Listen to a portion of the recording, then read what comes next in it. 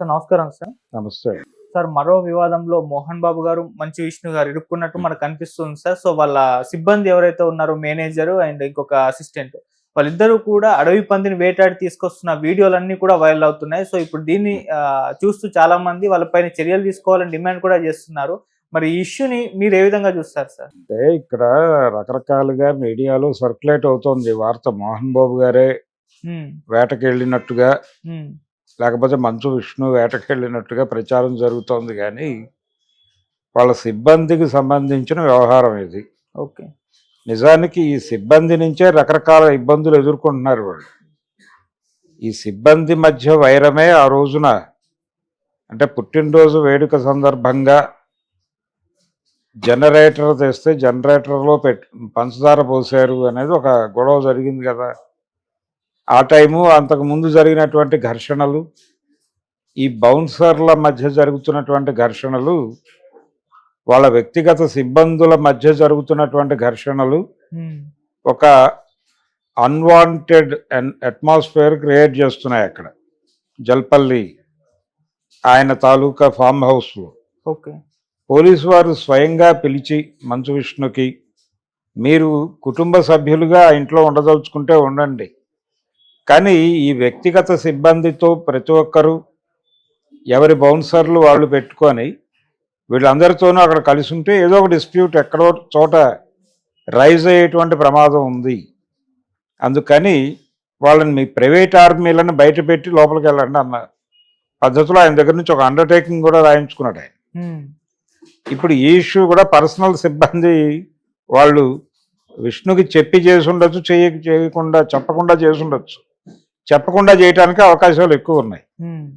అంటే అక్కడ ఉన్నప్పుడు ఇక్కడ అవకాశం ఉంది అనుకుంటే వెళ్ళి అటాక్ చేసి తెచ్చుకుంటారు. ఓకే. అది మేబీ సీసీటీవీ ఫుటేజ్ ఏదో దొరుకుంటుంది వాళ్ళకి, ఎవరికో దొరకడంతో ఇప్పుడు అది ఇష్యూగా మారింది. ఏది లేకపోతే ఇబ్బంది లేదు కదా, హ్యాపీగా వాళ్ళు వండుకుని తినేసి వెళ్ళిపోయి వాళ్ళు చేతులు కడుక్కుని. ఇప్పుడు ఎప్పుడైతే వీడియో ఫుటేజ్ బయటకు వచ్చిందో అది మోహన్ బాబు కాంపౌండ్ మనుషులు చేశారు కాబట్టి అది మంచు ఫ్యామిలీ మీద ఆల్రెడీ వివాదాలు నడుస్తున్నటువంటి నేపథ్యంలో ఇదేదో పాత కార్టూన్ ఒకటి ఉండేది, బాపు గారి కార్టూన్ బుడుగు అనేటువంటి దీనిలో సిరీస్లో. ఓకే. ఒక పిల్లాడు ఎవరో కూర్చుని ఏడుస్తుంటే అటు నుంచి వెళ్తున్నటువంటి ఇంకొంచెం పెద్ద పిల్లాడు, వీడు ఎలాగో ఏడుస్తున్నాడు కదా మనం కూడా ఒక దెబ్బేసేస్తే పోద్దని ఒక దెబ్బేసి వెళ్ళిపోతాడు.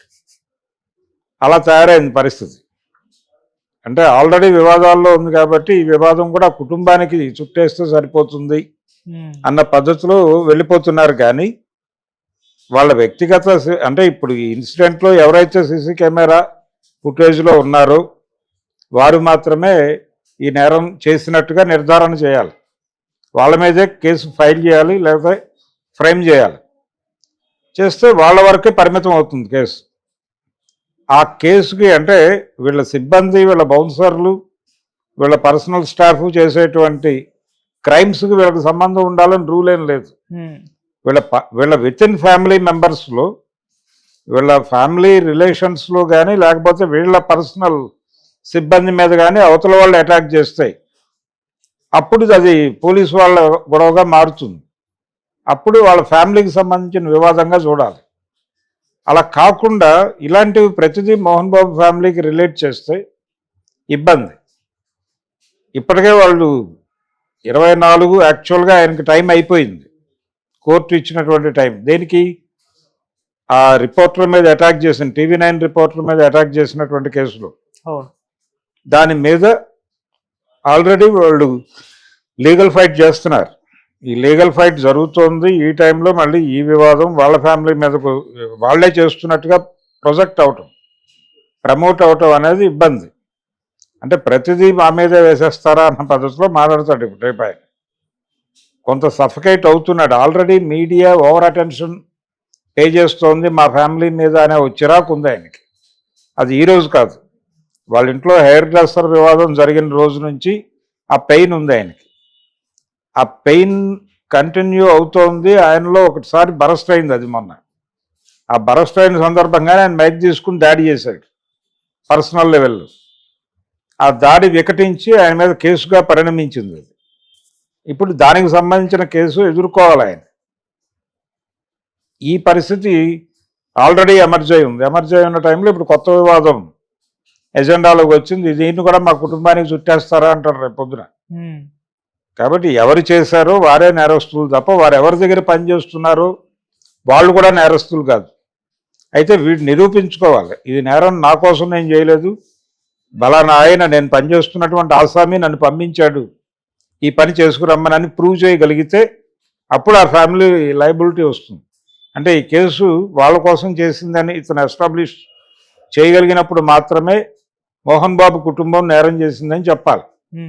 అప్పటి వరకు వాళ్ళకి గుర్తింపు లేదు కాబట్టి, వ్యక్తిగత గుర్తింపు లేదు కాబట్టి మోహన్ బాబు స్టాఫ్ చేసింది అని మాత్రమే మాట్లాడుకోవాలి. మోహన్ బాబుకి కానీ విష్ణుకి కానీ ఇప్పటికి లభిస్తున్న ఆధారాల ప్రకారం వాళ్ళకేమి ఇన్వాల్వ్మెంట్ లేదు, వాళ్ళు వెళ్ళలేదు. అలాగే దానికి సంబంధించిన ఫుటేజ్లో కూడా ఎక్కడా వీళ్ళు లేరు. అందుకని వాళ్ళు ఇది తమ కుటుంబం మీద అనవసరంగా దాడి చేయటంగా భావించి ఆల్రెడీ నాగార్జున వ్యవహారంలో జరిగింది. ఇది నాగార్జున ఎన్కన్వెన్షన్ వ్యవహారంలో ఆ ఇష్యూలో ఆయన ఎక్కువ మాట్లాడదలుచుకోవాలా, చాలా తక్కువ మాట్లాడాడు. ఎవరిని మాట్లాడొద్దని కూడా చెప్పిన సందర్భంలో కొండా సురేఖ గారు నోరు పారేసుకుని వాళ్ళ పర్సనల్ ఏరియాకి వెళ్ళి మాట్లాడింది ఆవిడ.